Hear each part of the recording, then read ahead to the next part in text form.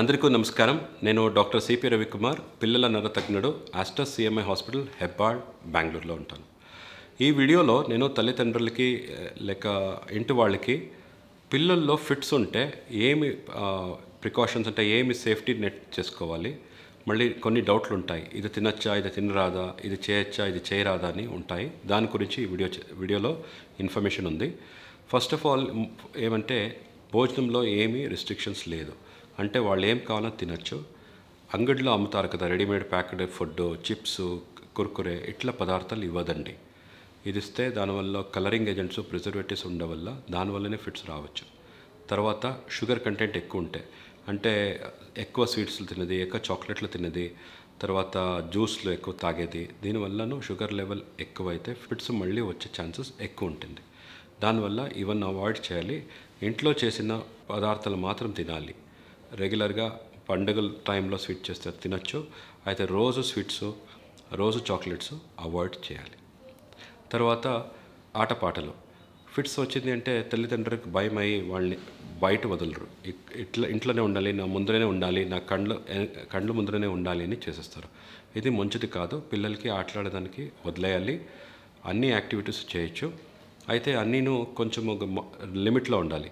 పొద్దున్నుంచి నైట్ వరకు ఎండలో ఆడుతుంటే, సరిగా భోజనం చేయకపోతే, నీళ్ళు తాగకపోతే, ఎండలో ఆడుతున్నప్పుడు క్యాప్ లేక వేసుకోపోతే దానివల్ల ఫిట్స్ వచ్చే ఛాన్సెస్ ఉంటాయి. స్విమ్మింగ్ పంపిస్తే స్విమ్మింగ్ ఇన్స్ట్రక్టర్కి మీరు చెప్పాలి, ఇట్లా స్విమ్మింగ్ పాపకి ఫిట్స్ ఉంది, నీళ్ళలో ఉన్నప్పుడు జాగ్రత్త అని చెప్పాలి.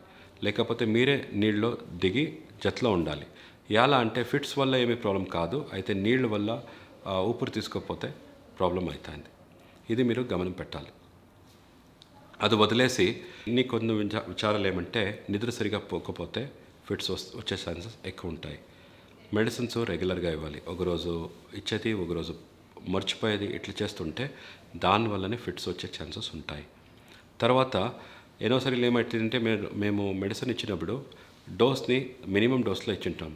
రెస్పాన్స్ చూసుకొని మళ్ళీ ఏమీ కాకపోతే ఎక్కువ చేస్తామా లేకపోతే అదే మెయింటైన్ చేస్తామా అని డాక్టర్లు ఆలోచించుంటారు.